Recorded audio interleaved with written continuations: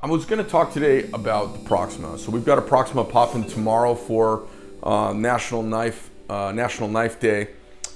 This knife is kind of a result of a little bit of a process, and sometimes things like this happen. The Proxima, aka short Gantes. I have a bunch of different configurations and finishes. When it's fully deployed, this isn't your average size knife, and the Proxima is just the little brother.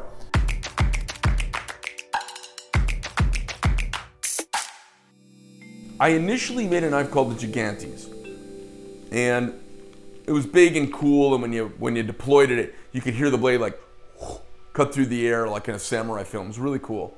Guys that are 6'6" or 6'8" or 7'2", they just loved that knife because it was like their size. And then people who would take a chance and actually buy the thing and try carrying it, it went down in their pocket, and they would always tell me, "Man, I am surprised how easy this knife is to carry."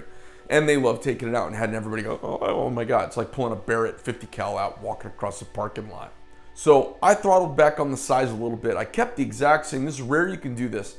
I kept the same proportions of height and thickness and blade geometry. The only thing I did is I shortened up the chassis and I shortened up the blade to fit in the chassis.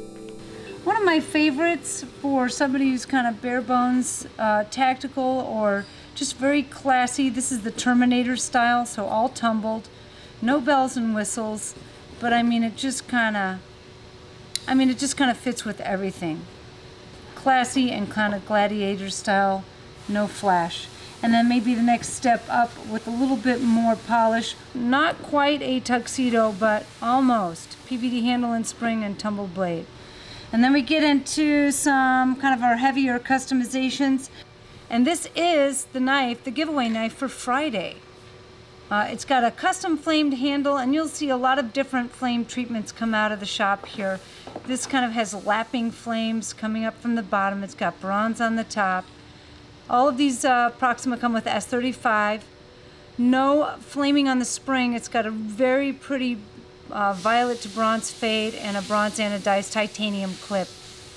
Really nicely done.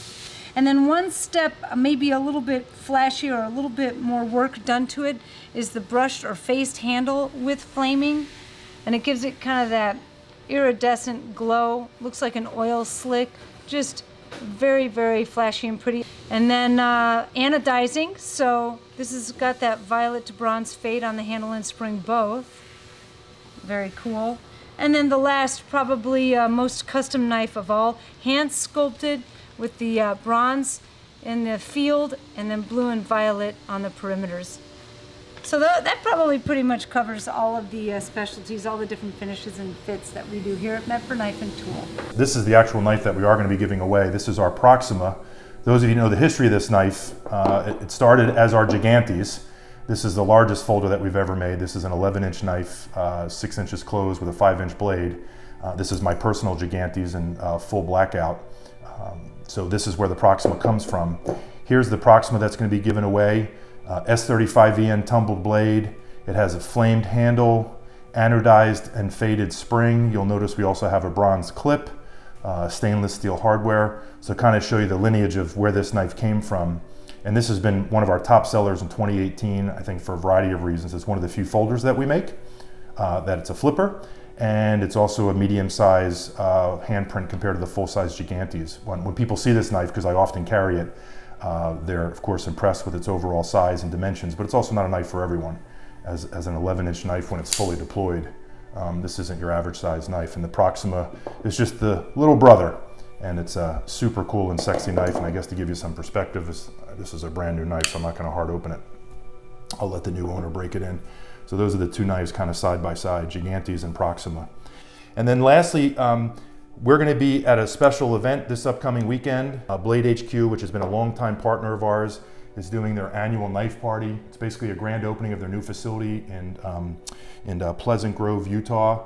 I'm flying up actually Thursday night to be there Friday and Saturday. So if you're in the Salt Lake City general area, I think it's 45-50 minutes south of Salt Lake City, but if you're in the Southwest, and you're available this upcoming Saturday, come join us and a host of other makers at Blade HQ's Knife Party. This knife, I carry two knives. So the one on my nightstand I carry is one of the early first Proximas in a tuxedo format. And then The one in my pocket I carry is a Slim Midi today, but that's just because of today. It was the mood I was in. Put the knife in my pocket.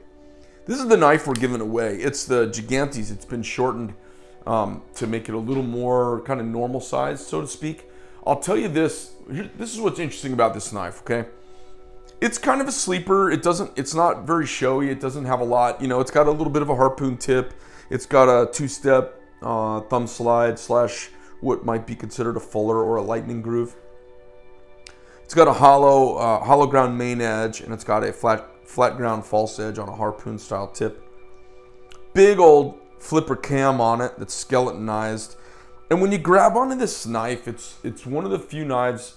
I mean, it's not one of the few knives. It's one of the knives. There's a lot of different kinds of knives out in the world. This is one of the knives that when you grab onto it, it kind of grabs you back. So many people, it's got a little bit of scalloping here to make it a little more ergonomic for your hand. It's got a little finger saddle here for your index finger. It's got some micro jimping on the back, so it doesn't get in the way. It doesn't dig in real hard, but it's a nice sticky place to purchase your thumb. And then if you just are going to use it for field craft, it really has got a great feel to it. The knife's, there's something about it, how deceptively simple it is, and as obvious it is. And I don't use bearings in my knife manufacture for the most part, so this has got big old phosphor bronze thrust bearing washers in it. As these break in, they become really glassy, and it's just a yummy knife. The harpoon tip's really understated. And, if some cop says, hey, what kind of knife you carrying? And you pull this out and you don't want to use the flipper, you can thumb it open so that it looks like a thumb deploy. I'm not saying that'll keep you out of trouble. I'm not saying it makes anything legal.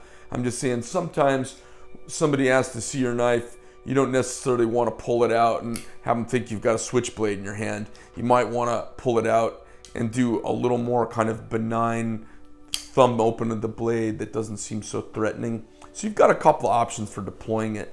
I really like the knife in so many ways. I love this big hilt that's formed by the flipper.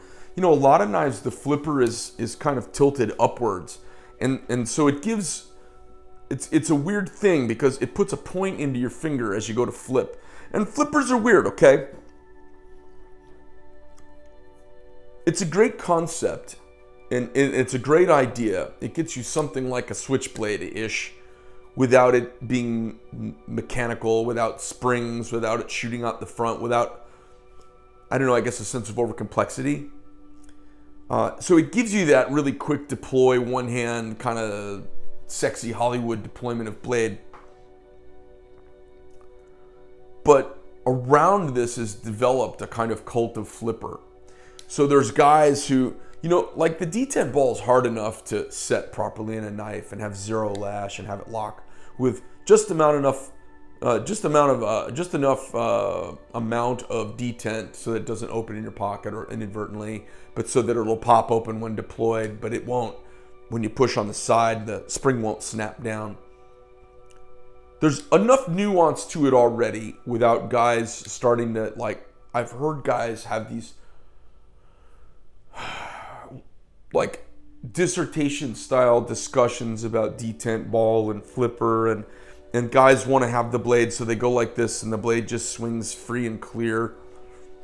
I don't think that's how a knife's supposed to be. I just don't agree with that. I believe a knife should stay wherever you put it, so that if you take a big frame style folder and you do break it one-handed, it doesn't just fall down onto your knuckle. That's the thing that I think people have lost sight of. Knives aren't meant to have zero resistance and be some sort of Tribbillion watch complication. Knives are meant to stay closed or to stay open and to not cut you in the process, short of your own goof up. Everything else is a departure from pragmatism that is so American and is kind of so frontier of the West. There's this sense, if I were to chase the subtlety of the market, I would be obsessed with bearings and how I could get this in a vertical position to pull and have it deploy. The only thing is, that's not how you use a knife. That's kind of mental masturbation, so I'm not really into it. Nothing wrong with it, it's just the wrong focus. I'd rather have the focus be on hand fitment. I'd rather have the focus be on feel. I'd rather have the focus be on the materials. I'd rather have the focus be on something that's going to last me a long time and in a pinch is really tough. Something uncomplicated that works unfaultingly. Now, any mechanical device can have problems, but the thing that I like about a big heavy frame lock, certainly of the vein that I make and the guys that make something in the vein or style or genre that we make knives, there's something really practical about them. And if they get fouled, you can wash them out with water, or you could wash it out in a stream, or you could blow it out, or you could hit it with a hairdryer in a hotel room and clean it off. There's something simple and elegant and pragmatic. You know, everything about this knife seems thoughtful when I look at it. Everything about it seems purpose-driven. It requires no embellishment. It's raw and it's just right, and it's the way it's supposed to be. When these knives get to you, they're a little bit stiffer than you're used to. And that's because a stiff knife breaks in buttery. A buttery new knife breaks in loose. And, you know, I don't like loose knives any more than I like liars. So it should be a knife that feels like it's reaching up to hold on to you as you reach out to it. The blade should be so well captured by the chassis that it feels like an extension of your hand.